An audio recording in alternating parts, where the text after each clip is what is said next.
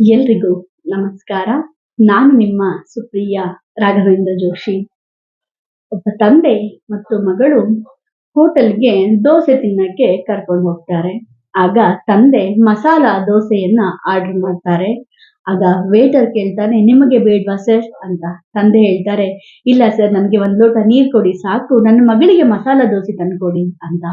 ಆಗ ಮತ್ತೆ ವೇಟರ್ ಕೇಳ್ತಾರೆ. ಆಗ ತಂದೆ ಹೇಳ್ತಾರೆ, ಇಲ್ಲ ಸರ್, ನನ್ನ ಮಗಳು ಇಡೀ ನಮ್ಮ ಜಿಲ್ಲೆಗೆ SSLCಯಲ್ಲಿ ಪ್ರಥಮ ಬಂದಿದ್ದಾಳೆ. ಅವಳೇನಾದ್ರೂ SSLCಯಲ್ಲಿ ಉತ್ತಮವಾದ ರಿಸಲ್ಟ್ ತಗೊಂಡು ಬಂದ್ರೆ ನಾನು ಅವಳಿಗೆ ಪ್ರಾಮಿಸ್ ಮಾಡಿದ್ದೆ ಮಸಾಲ ದೋಸೆಯನ್ನ ಕೊಡಿಸ್ತೀನಿ ಅಂತ. ಅದಕ್ಕಾಗಿ ನಾನು ಅವಳನ್ನು ಕರ್ಕೊಂಡು ಬಂದಿದ್ದೀನಿ.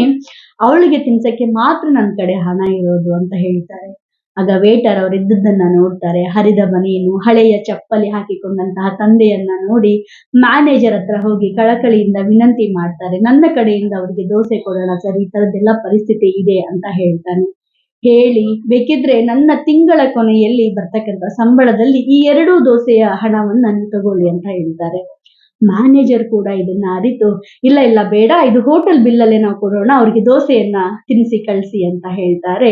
ಇಬ್ರು ಕೂಡ ದೋಸೆ ತಿಂದು ಮ್ಯಾನೇಜರ್ಗೂ ವೇಟರ್ಗೂ ಕೂಡ ಧನ್ಯವಾದಗಳನ್ನ ಹೇಳಿ ಅಲ್ಲಿಂದ ಹೊರಟು ಹೋಗ್ತಾರೆ. 15 ವರ್ಷದ ನಂತರ ಅದೇ ಹುಡುಗಿ ಅದೇ ಊರಿಗೆ IAS ಆಫೀಸರ್ ಆಗಿ DC ಆಗಿ ಬರ್ತಾಳೆ. ಬಂದ ತಕ್ಷಣ ಅದೇ ಹೋಟೆಲ್ಗೆ ಹೋಗಿ ಮತ್ತೆ ನಡೆದ ಪ್ರಸಂಗವೆಲ್ಲವನ್ನ ಅವರಿಗೆ ನೆನಪಿಸಿಕೊಟ್ಟು, ನಿಮ್ಮ ಮಾನವೀಯತೆಗಾಗಿ ನನ್ನದೊಂದು ನಮಸ್ಕಾರ ಅಂತ ಹೇಳಿ ಅವರ ಕಾಲಿಗೆ ಬಿದ್ದು ಆಶೀರ್ವಾದವನ್ನ ಪಡಿತಾಳೆ. ಎಲ್ಲಕ್ಕಿಂತ ಹೆಚ್ಚಾಗಿ ಮಾನವೀಯತೆಯೇ ಮೆರೆದದ್ದು. ಕೃತಜ್ಞತೆಯ ಭಾವದಿಂದ ಅವರು ಹೋಗಿ ಮತ್ತೆ ನಿಮ್ಮಲ್ಲಿ ನಾನು ಹೋಟೆಲಲ್ಲಿ ನಾನು ತಿಂದಿದ್ದು ಮರ್ತಿಲ್ಲ ಅಂತ ಹೇಳ್ತಾರಲ್ವಾ. ಇದಕ್ಕಾಗಿ ಯಾರೋ ಪರಿಸ್ಥಿತಿಯನ್ನು ನೋಡಿ ನಗೋದಕ್ಕಿಂತ ಪರಿಸ್ಥಿತಿಯನ್ನ ಅರ್ಥ ಮಾಡಿಕೊಂಡು ಅವರಿಗೆ ಬೇಕಾದನ್ನು ನೀಡಿದರೆ ಅದು ನಮಗೆ ಎಂದಿಲ್ಲಾದರೂ ಒಂದು ದಿನ ಬಂದು ಅವರು ನಮ್ಮನ್ನು ನೆನಪಿಟ್ಟುಕೊಂಡು ಮಾತಾಡೇ ಆಡ್ತಾರೆ, ಹಾಗಲ್ವಾ?